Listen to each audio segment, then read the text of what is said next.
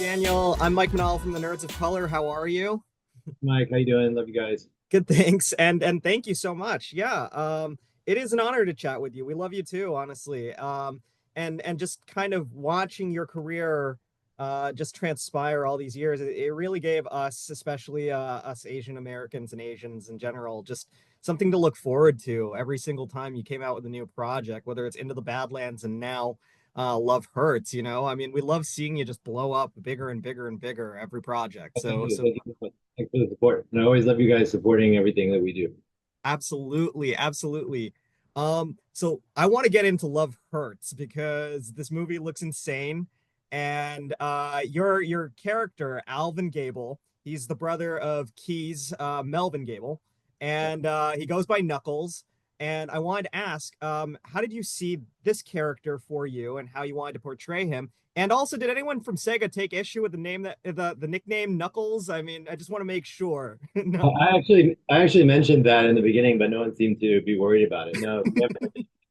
Um, but yeah, the character, Key reached out to me and said, "Hey, we're looking for someone to play my brother." I known Key for American Born Chinese. But the main, the main hookup for me was wanting to do Hong Kong style action.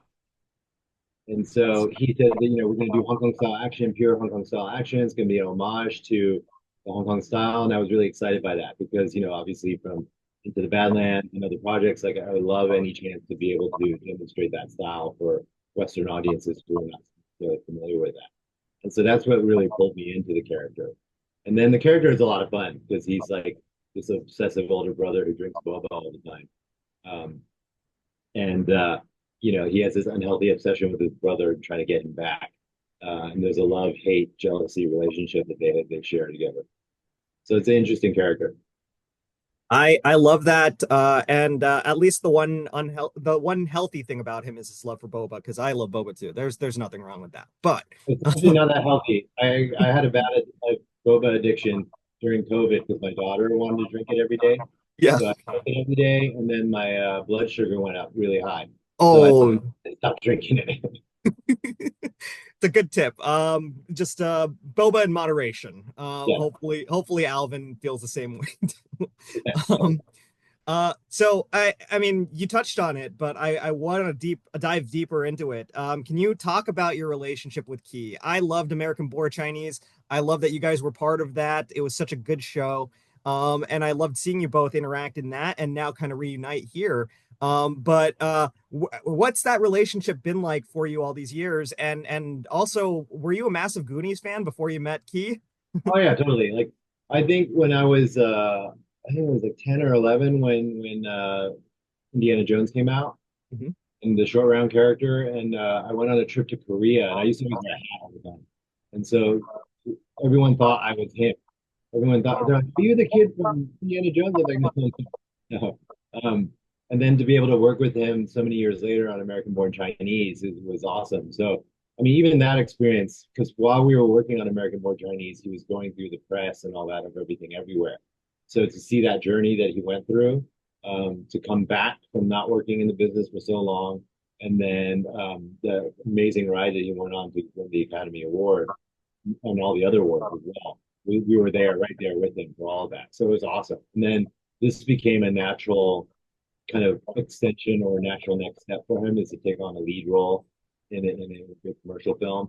And so to be part of that is exciting as well. The first time you're going to see him as an action hero, Yeah. a action hero. So I just want to be along with that ride. I love Key. He's such a great guy, such a nice person. And then he also speaks Cantonese, so we speak Cantonese on set. And so it felt like we were working on a Hong Kong movie. I love that. We've seen you be on both sides of the fence, the good guy, the hero, and also the bad guy here. What do you prefer if you were given the choice? Do you love being bad or do you want to be the hero? Well, I have to say this is that good guys don't get to kill people with boba straws. So I think it's a lot more fun being a bad guy. Well said. I love that. One of the things that really impressed me is that this is Jonathan Eusebio's first time really in the director's seat, Jojo, right? And he's been in this industry a long, long time. and now he's finally getting this chance to just take the lead as director. What was it like working with him for his directorial debut? Did it feel like he just already knew what he was doing and approached it with so much confidence? Because that's what it felt like on screen, you know? Yeah, it's really interesting because, technically he's super proficient. He's been a second unit director, action coordinator, all that stuff. So he's been around the business for a long time and he understands how movies are made and put together. So it was really about like seeing how he was going to be a director and how he directed actors. And it was pretty impressive at that as well. I think because of his experience working closely with actors on fight scenes, it was kind of a natural transition for him to be able to kind of direct actors in drama quite easy, in fact. And so I think it was a piece of cake for him. It was awesome to see, a fellow Asian American brother get an opportunity like this and directing a big movie. Wonderful.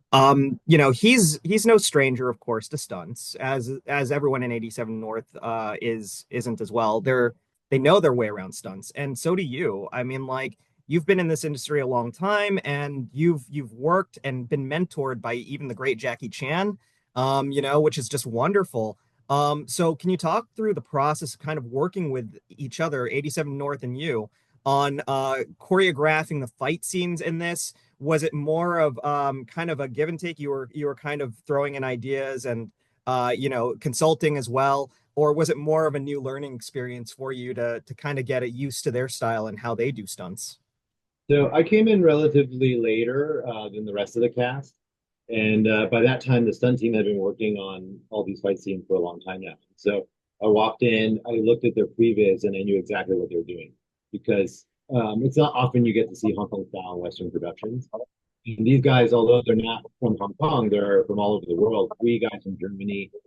There's JoJo's team from the US, and all that. They all grew up watching Hong Kong style martial arts movies, right? And they all love that style. And so with this film, they really thought they had an opportunity to showcase that style and really kind of watch it. And so as soon as I saw their previous stuff, I knew exactly what they were doing. I was super excited. I was like, okay, these guys know what they're doing, and we're going to do it the right way.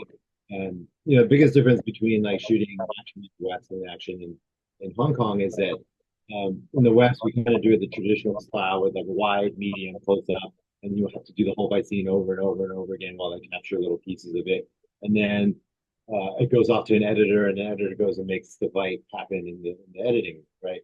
Whereas the Hong Kong style, the whole everything from the editing to the camera angles to the choreography is already thought out and done. So each shot is specific to that set of movements.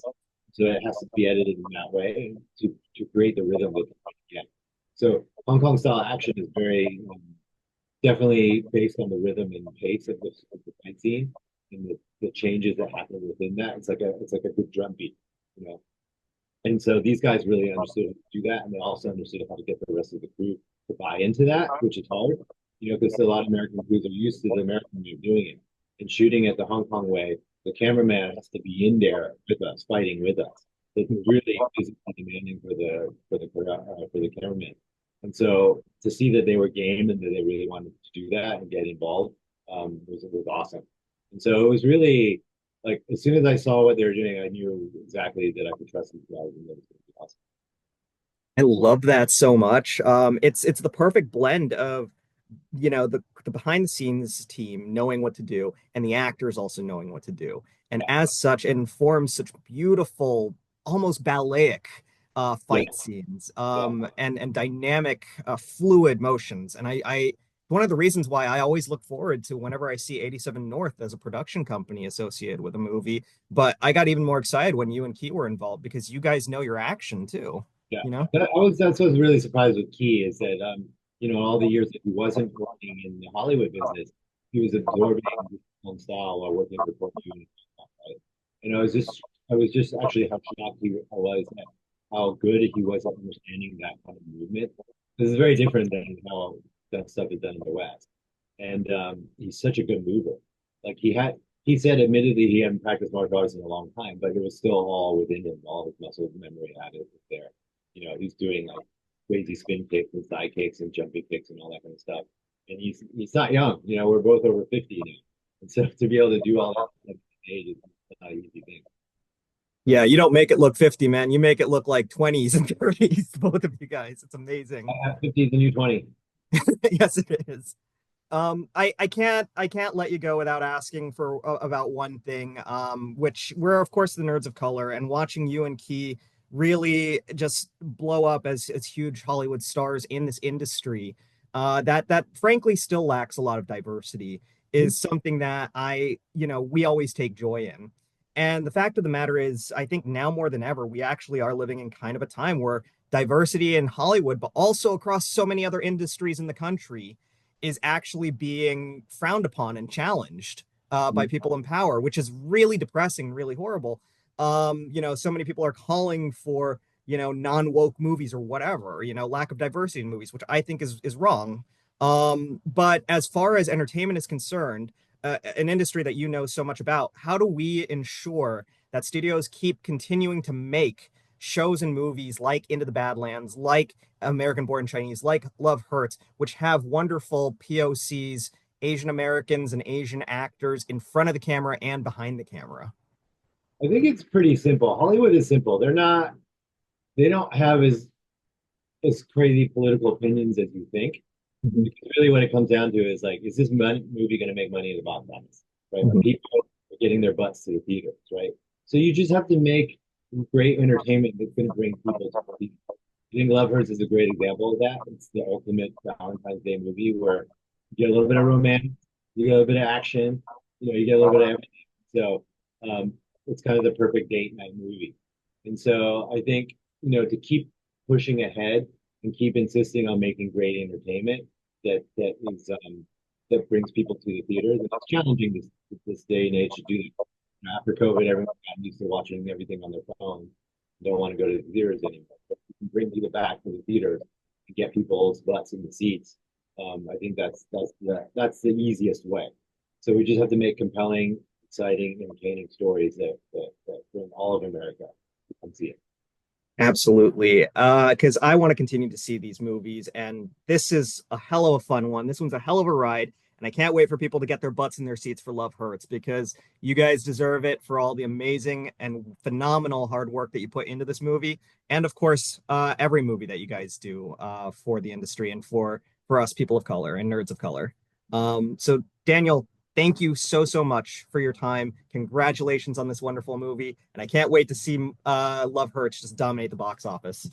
Thanks, Mike. Boys, professional artists and professors. Maybe a nerd who's just like you, talking about the things that you like too. So I invite you to the NOC. In full color, you see me. The hard knock life. Comics, movies, and TV. Yeah. Pop culture with a different perspective. Watch it on your screen, hit play, so check this.